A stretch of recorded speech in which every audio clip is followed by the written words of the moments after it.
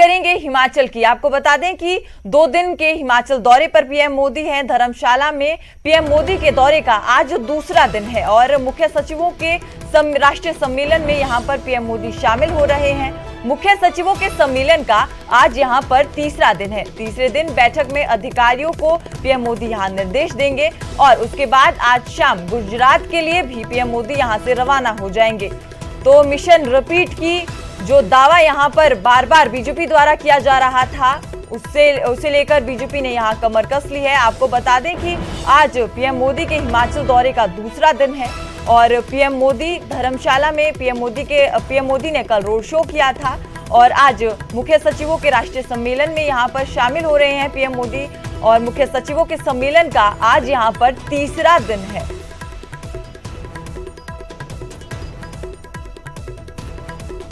तीसरे दिन यहां पर मुख्य सचिवों के सम्मेलन में अधिकारियों को निर्देश देते हुए पीएम मोदी दिखेंगे। आपको बता दें कि ये धर्मशाला में पीएम मोदी का दूसरा दिन है और इसके बाद पीएम मोदी गुजरात के लिए रवाना हो जाएंगे।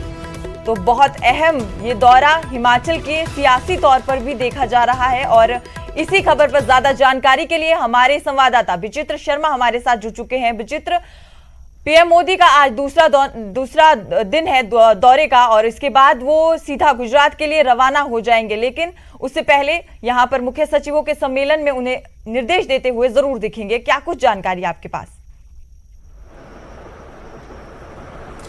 देखिए सुजाता, सबसे पहले तो ये बता दें कि यहाँ पर ये जो बैठक हो रही है, राष्ट्रीय सम्मेलन हो रहा है मुख्य सचिवों का, यहाँ से जो है वो भारत के देश के नवनिर्माण की एक नई इबारत, नई गाथा जो है वो यहाँ पर लिखी जा रही है और जिसका गवाह जो है वो धर्मशाला बन रहा है। और ये जो एक बड़ा सम्मेलन मुख्य सचिवों का, ये पहली मर्तबा अपने आप में एक बड़ा सम्मेलन जो हो रहा है, ये कोई ऐसा नहीं है कि ओवरनाइट में ये तैयार हो गया था जिसको यहाँ पर धर्मशाला में आयोजित कर दिया है। इसके लिए बाकायदा इससे पहले जो है 100 से ज्यादा छोटी और बड़ी बैठकें हो चुकी हैं जिसमें यह फैसला लिया गया था कि जो भारत की केंद्र सरकार ने जो यह फैसला लिया है कि भाई जब हिंदुस्तान जो है अपनी आजादी के 100 साल का जश्न मनाएगा 15 अगस्त 2047 को, तो उस वक्त भारत किस तरह का होना चाहिए। तो उसके लिए 100 से ज्यादा बैठकें की गई थी, छोटी बड़ी बैठकें हुई थी। उसमें यह फैसला लिया गया था कि एक 3 दिवसीय बैठक होनी चाहिए जिसमें राष्ट्रीय स्तर के तमाम बड़े अधिकारी, मुख्य सचिव जो है वो मौजूद होने चाहिए और जो हिंदुस्तान की जो व्यवस्था है उस पर चर्चा होनी चाहिए। तो इसके लिए जो है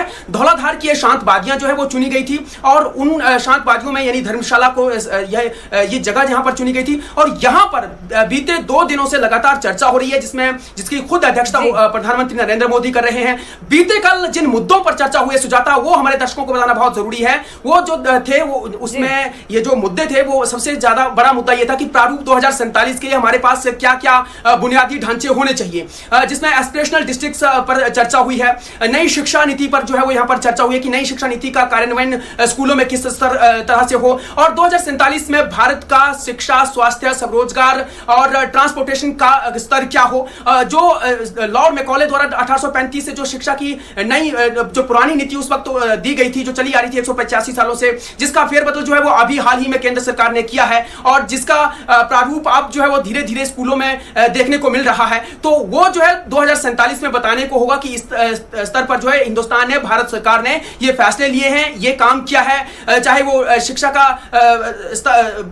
यानी ये कहे कि शिक्षा का सेक्टर हो या फिर स्वास्थ्य का सेक्टर हो या फिर रोजगार का सेक्टर हो, हर जगह जो है वो एक नया स्तर होना चाहिए। उस पर जो है अधिकारियों को बाकायदा दिशा निर्देश दिए गए हैं, बड़े व्यापक स्तर पर जो है इसमें चर्चा हुई है। इसके अलावा जो है आकांक्षी जिलों को अब जो है प्रेरणादायी जिले यानी एस्पिरेशनल डिस्ट्रिक्ट्स को जो है वो इंस्पिरेशनल डिस्ट्रिक्ट्स बनाने की ओर जो है। जी सुजाता जी, विचित्र, आगे के रोड मैप के अलावा सियासी तौर पर आप इसे किस तरह से देखते हैं? क्योंकि पीएम मोदी का दौरा बहुत अहम है और इससे पहले भी पीएम मोदी लगातार हिमाचल आ चुके हैं, दूसरा घर इसे पीएम मोदी हिमाचल को कहते हैं, तो सियासी लिहाज से आप इसे किस तरह से देखते हैं?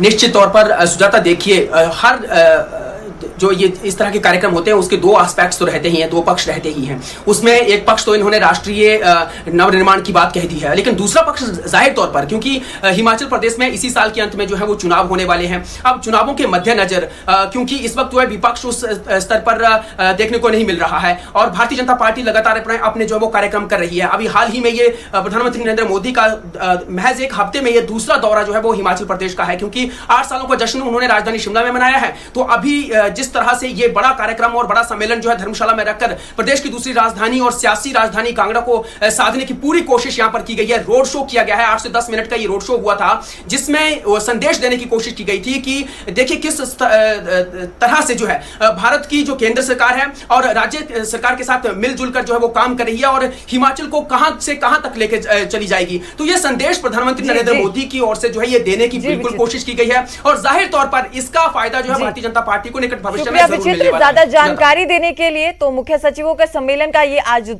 तीसरा दिन है और यहाँ पर मुख्य सचिवों के सम्मेलन में पीएम मोदी आपको अधिकारियों को निर्देश देते हुए दिखेंगे। आपको बता दें कि कांगड़ा की सियासी चाबी, हिमाचल की जो सियासत की चाबी है वो कांगड़ा से होकर गुजरती है, तो बीजेपी का खास ध्यान कांगड़ा सीट को लेकर है। पीएम मोदी लगातार यहाँ पर रोड शो कर रहे हैं। इसके अलावा बीजेपी का जो नेतृत्व है वो भी यहाँ पर लगातार हिमाचल में आ रहा है और रोड शो किए जा रहे हैं।